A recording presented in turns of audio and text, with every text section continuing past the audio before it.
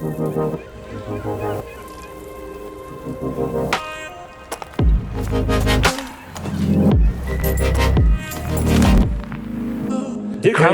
how is it for you to be here at Love Tomorrow?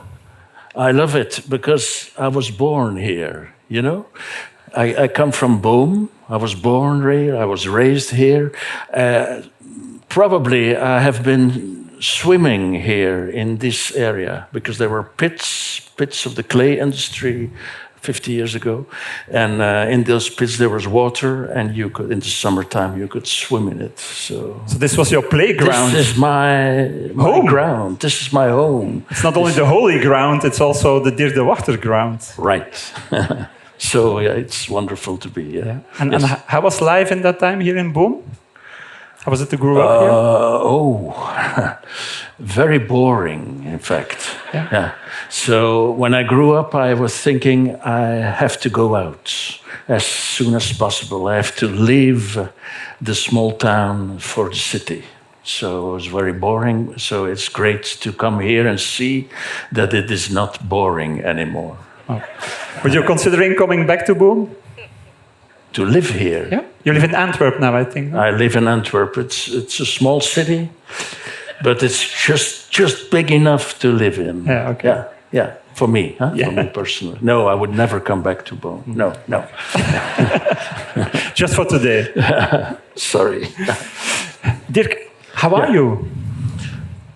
I'm very bad, but for the rest, it's okay. Yeah. My medical condition is not very good, as many people know, I think.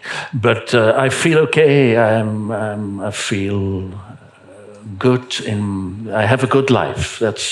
And I love it to be here with people and to be invited. It's an honor to be here. Yeah. So it feels okay. Okay. Yeah. Feels very much okay. Yeah. Thank you. Dirk, talking about a good life. Yes. What is a good life for you? A good life is being surrounded with people that care for you and that you can care for. In fact, it's very special what I say. It's even more important. The most beautiful thing in life is caring for somebody, loving somebody, even more important than being cared for and being loved for. It's very strange, maybe, but it's very important to have the capacity to love somebody, to care for somebody, to be there for somebody. And I'm very lucky. I was raised here in this area, so it was a small town. It wasn't much. It was very boring. But I was raised in a loving family, and that is very important. Yeah. And this morning we started the core stage with Lieven Annemans. Yes. And his son. My good friend Lieven, and his son, I understand. It's pity that my son isn't here. Yeah. I have a son psychiatrist. Really? So I hope that next year you will invite me with my son. Deal. Thank you. To be honest, I have nothing to say here, but let's make it done. I don't know if Mats is still here.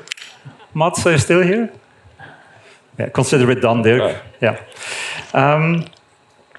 So your son is probably working today as a psychiatrist. Of course, we have lots of work.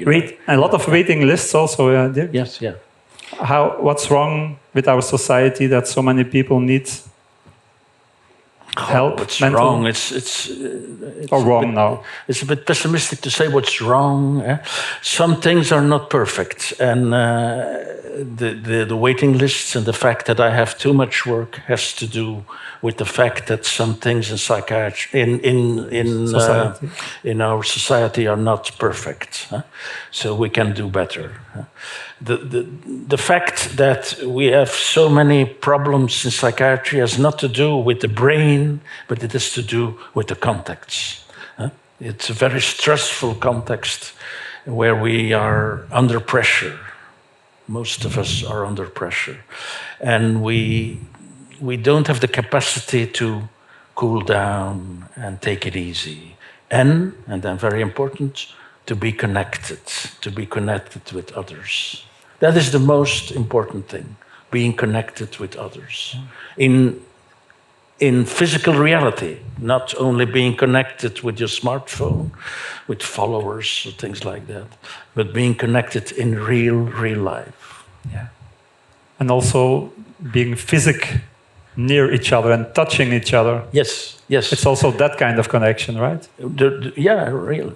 Hugging each other, shaking hands, being there together, close. That is very important. Yeah. Even not talking too much about things, but just being there together.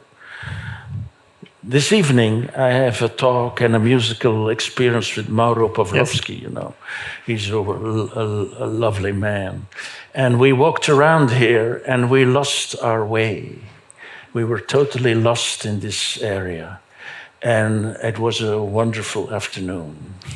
We were just talking and just walking, and that's it. And it felt great. Yeah. And the reason why we don't do it as much as we want is that because we are just too busy with other things? We seem to be very busy and going on. So it's very important to learn to wait.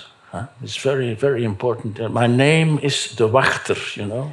So the most important thing in life is being connected, but waiting, just take it easy and waiting. Not waiting just when are we, but just sitting down. In Dutch, in German they say Gelassenheit, just sitting down and let life do his wonderful thing. Just sitting down and being. We don't do that much. We always have goals to take and always things to do, and just sit down and take it easy. That's probably why things like mindfulness and relaxation and yoga have so much success. And that's a good thing, but I think we have to do more. We have to take it easy in normal life, not only as a technique, once a day, half an hour or something, but just being in calm rest in life, I think. It's like a state of mind, a way of living. Yes. A Zen-like state of mind, I think. Yeah. Gelassenheit, being just what I said, being together, not for all kind of goals, but just having fun, doing nothing, something like that. Being in the moment, doing nothing, happy doing nothing. That's what they say. It's very what they say. But I like to be in the past also. It's very strange to say, but I like to be in my memory. I like to be with the people here in Boom, the people, my parents, my grandparents, my uncles, people that I've known who passed away, who are dead for many years. And I love to think that they are still there and that I can communicate with them and I can talk with them, and there's still the lovely context that made my life. So it's not for me. It's not only in the moment. It is in the past also. I take them with me. Who I am is what I have, what is given by all these people, and I'm very grateful for that. Yeah, and when your life, like my life, is a bit scary concerning my health, then that becomes even more important to look back and say, what a wonderful time I have had. I have had a very wonderful time. I hope it can continue for a while. Yes, of we course, all hope. Yes. But it's been wonderful. So I like to look back. Oh. Yeah. And of course, you're a wise man. Not only because you're a psychiatrist. I'm just a humble man coming from Boom. Yeah. But great things happen in Boom. Yeah. What can we learn from you? I know you don't like the words "learn from," Dirk De Wachter. What advice could you give from your experience, from all your talks with your patients, with so many people? I've learned a lot from my patients, but what you can learn is don't listen to me. And I mean, not literally. Don't try to live your life like my life would be or something. Just live your own life. Follow your own path. That's good. Follow your intuition and follow your own path, but be connected. And that's very different for everybody. I became a psychiatrist. That is wonderful. For me, it's the best thing I could do because I had no talent for nothing. So, what can a man do when he's? I couldn't do football. I had no musical talents. I was no artist, so there was nothing I could do. So I told my mother, I'm very sad because I have no talents. And then my mother said, just go and study. When you have no talents, just go and study. And when you study very long,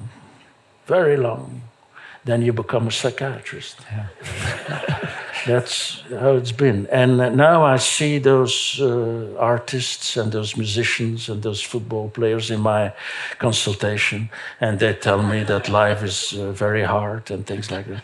So everybody has to follow his path, and it can be very, very different. There's no problem. There is no single pathway.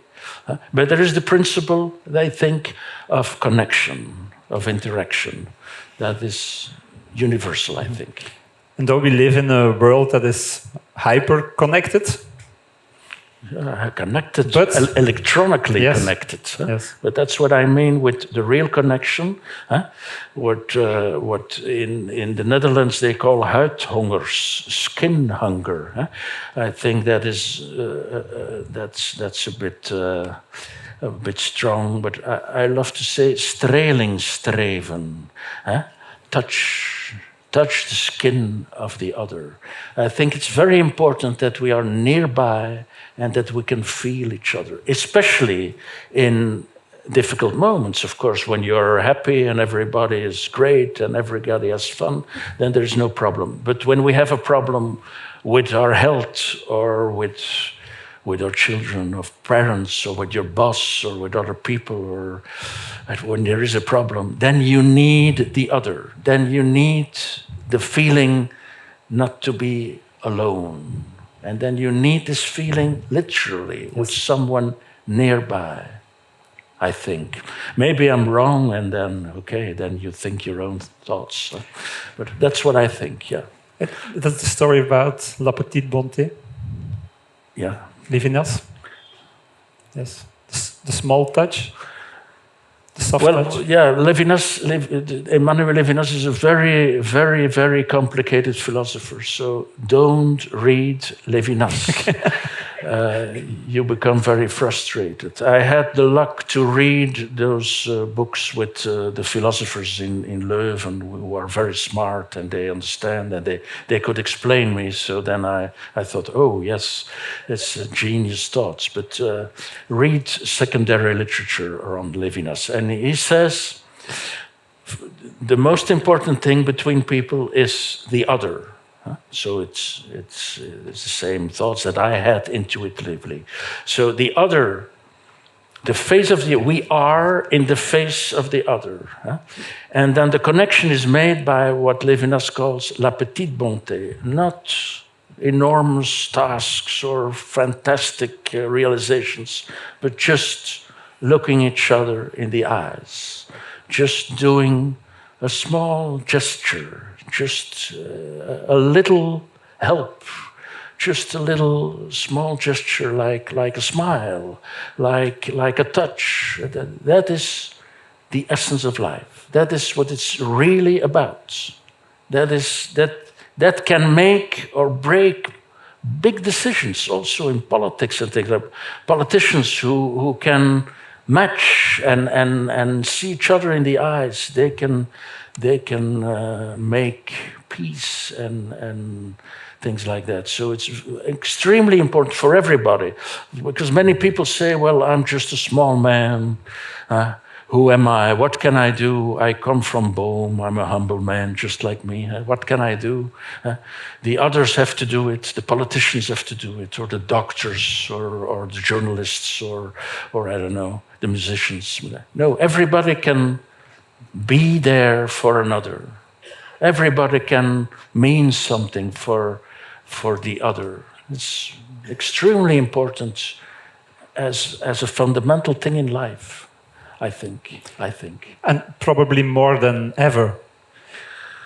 Well, I don't know. It's been important ever. It's part of human nature. It's part of humanity.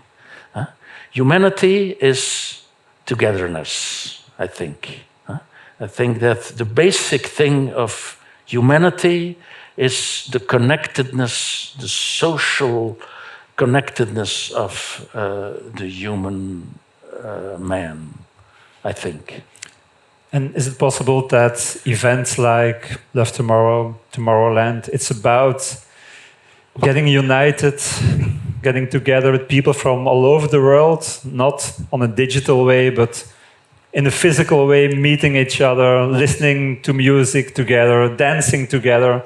Of course, that's wonderful. That's why I love to be here. It brings people together, and it's fun, and it's lovely, and it's.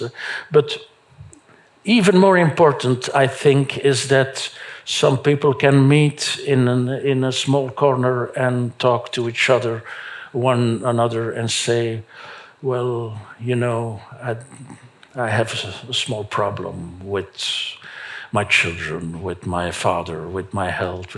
Those vulnerable, small moments of individual connection are very important. But of course, they are facilitated by all this wonderful togetherness. Huh? Yeah. But the real thing is not everybody fantastic. The real thing is sitting together and talking softly about the real vulnerable things of life, I think. Yes, and that's what creates a real connection. Yeah. Yes, telling each other about it's problems. Very paradoxical, it's very strange, but real connections are made in difficult moments. It's very strange. My father would say, well, psychiatrists, they're very strange. Huh? But when you have a difficulty, some difficulty or one another, and life is full of difficulties, huh? And when you have a difficulty and you are talking with someone who is near, who tries to understand, who is nearby, that gives a connection that is far more important than having party time together. It's very strange. That's how it goes in life. Yes. Dirk, we have a lot of speakers and guests here on stage talking about a new health system. There is need on some fundamental change. But change is difficult. We can talk a lot about how things should be done, but doing things different, the doing part is really difficult. Yeah, sure. I think it's in mental health. It's my core business. In mental health, it is very important that we don't leave mental health only to professionals. Strange, or not a strange thought, that everybody can work on mental health with what I'm talking about, vulnerability, making connection and things like that. Now it seems that in this very autonomous, very egocentric mentality, people don't dare to talk about what concerns them. Huh? So if everybody can be a bit a psychiatrist, not prescribing pills but listening, then I think that's a bottom-up mechanism that would prevent lots of psychiatric problems. Living together, talking about problems, knowing that problems are part of normal life, that life is not perfect, that this is not paradise. It seems to be here now, but that life is just, from time to time, a bit scary. When you never have a problem with your children, for example, then you should come to consultation. Then there is something wrong. Your children learn you that sometimes things are difficult, and that's okay. Don't consult a psychiatrist when you have some problems with your children. Consult a psychiatrist when you have no problems. So when we can live together, solving, diluting the normal problems of life with each other, connected, then I think we can prevent a lot of psychological and psychiatric problems. Knowing that life is not perfect, that some people are a bit depressed for moments, a bit anxious, or things like that. It's part of life. Learning to live with normal life. Strange to say, of course. Strange to say. I'm sorry. Why is what is the, you could think now, what a pessimistic view of life. Living with all these problems. Well, let me turn around that hypothesis. I think when we talk of these problems with the people who are near, when there are people near, when we can reach each other talking about the things that are not perfect, then we connect in a loving togetherness which makes life wonderful. It is the loving togetherness that makes life wonderful. And the loving togetherness comes because there are problems, because life is not perfect. When we would have a perfect life in a hypothesis or some future illusion, then there would be no love. Love and caring and doing things for each other exists because life is not perfect. Because this earthly life is from time to time very difficult. That's why we need each other. And that's how love comes in. So it's a positive thing, I think. Let's embrace the imperfection. Yes. Yeah. Dirk, we are surrounded by the trees, the nature. Well, you know the place better than I do. How important is nature? Oh, what do you mean by that? In living a mindful life and a fulfilled life. We've been talking about nature and the connection with nature, or back to nature. Maybe we've lost connection with nature, talking about connection. Yeah. I think that connection is very important with each other and also with the past, what I already told, where we come from. So the vertical transgenerational lines, the horizontal lines of, that's what the German philosopher Heidegger calls Miteinandersein. And it is in the Mitwelt, but what he also calls is the Umwelt. So being together is in a context of calm, easiness, what I already told. And there is nature very important. How can we preserve parts of the landscape where things can be calm, where we can just retire to take it easy, and where we can go back to the real basic things of life, listening to the birds in the trees and to the wind blowing and things like that. We lost that, I think. So we don't need well, but it's strange to say, we don't need a headset to listen to the sounds of the sea.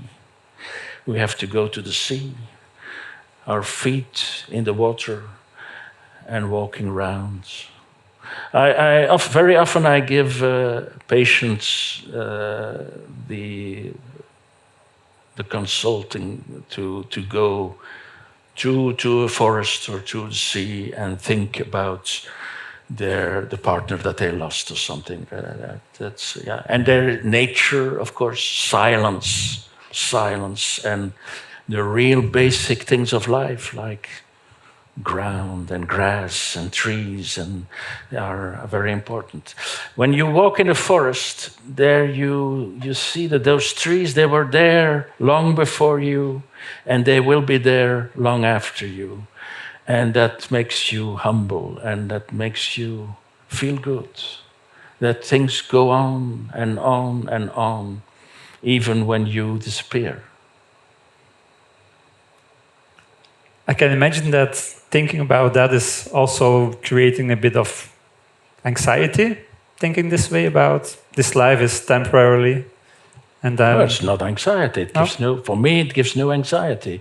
It's a very wonderful feeling. What is the basic thing in life? The very basic thing in life, that is that you can receive not the genetic code of your parents, but the love of your parents. In fact, that's the most wonderful thing in life, that we can, when you're lucky, you can receive the love of your grandparents and your parents and all the people that went before you, and that you can give it in the next generation to your children and your grandchildren and the people after you. And not only those who are your blood, so to say, but all the people who have known you, where you can, in fact, we are instruments where love can pass by. That is, I think, the most crucial thing in life. It's not our DNA that we give to the next generation. Of course, that's the physical thing that we also do, but it is the love, it is the things of life, it is the wisdom not in the intellectual, but in the emotional sense of the word, that we pass through. We are passing through, I think. And mention it this way, you can say that love is endless. Of course, it goes on and on and on. And it's very important even when times are very difficult, in times of war or things like that, this mechanism always goes on. That's what Levinas told me. It's very strange to say, of course, but even in the concentration camps, there were small parts of goodness who could never be destroyed. As a Jewish philosopher, he could say that. His family was destroyed in the camps. So even in the most extreme, terrible circumstances, those small particles of love, of goodness, he calls it small goodness, that goes on. It can never be destroyed. And that's a very hopeful thing. Yes, it is. Dirk, you were walking on stage and I saw a draw on your jacket. What's on your... Can you show it to the people? Okay, yeah. Let's turn around. So that's... yeah. Well, it comes from a performance I did many years ago now, and that's why I wear it today. A performance I did with Mauro Pavlovsky, a musical performance. I read poems of Charles Bukowski. That's what I'll do tonight. And in this performance, the Ukrainian painter Andrei Babenko, he was painting large pictures, very strange things, and in the fire of his painting, he painted my costume. And so I said, what are you doing? This very expensive suit. But it became, of course, far more expensive now. Because, of course. Yeah. So we're collector's item. And I like to wear it when I do my Bukowski thing. So that's what it's about, yeah. Do you wear it next year when you come with your son? You wear it again? With my son? Yeah, sure. Okay. I promise that. Okay. Maybe we can make a new one this evening on stage. Well, Babenko is not here. Oh, no. He's not here. Unfortunately. No. It's only Mauro, but... Are you looking forward to it? I love it. To perform like that? You're kind of an artist anyway. You say, I don't have any talent. Oh, no, I bring Mauro because without Mauro, I'm nothing. He plays and then I feel okay. He makes the soundscape so that I can talk like a poet. Yeah. Togetherness. Connection. It's always the same. Yeah, it's always the same. Yeah. Dirk, in 2019, you were at one of our In4Care events in Antwerp. You probably don't remember, but we left the stage hugging because we're also talking about getting connected. Yeah. And as you know, to all our speakers, we have a small attention. Sure, I remember. You remember? Yeah, sure. Yeah, it's still there. It's in my home. It's still there. Yeah. It's a golden. The one I have. Yeah, it's golden. But you forgot him in Antwerp that evening. Okay. And you mailed afterwards from, I forgot it. Yeah. So that's why I brought a new one for you. It's not a golden one. I know. But it's a red one. And it's unbreakable, this one. Thank you very much. What does it means for you like this? You can do an interpretation as you want, of course, but we have our interpretation. But what does it mean for you? It's a joke. It's life is sometimes heavy, and sometimes you think, well, and then we have some jokes and some light things like that, and well, that's okay. It makes life worth living. Humor is very, very, very important. Yeah. Not cynical humor, but real connected humor. Yes, I think. Dirk, we're almost at the end of our talk, unfortunately. Is there anything you want to tell to the people of tomorrow in Boom, your hometown once? Well, thank you for listening. I don't have genius thoughts. I just say the normal things that I learned from my own parents, from my masters in university, and especially from my patients. What I am talking about is what I learned from my patients, from people who are very vulnerable, people who are mentally very, very vulnerable and very sick from moment to moment. So don't listen too much to me, but listen in your life to people who are vulnerable, because they seem to capture the essence of life. Voilà. Dirk, thank you very much. Thank you.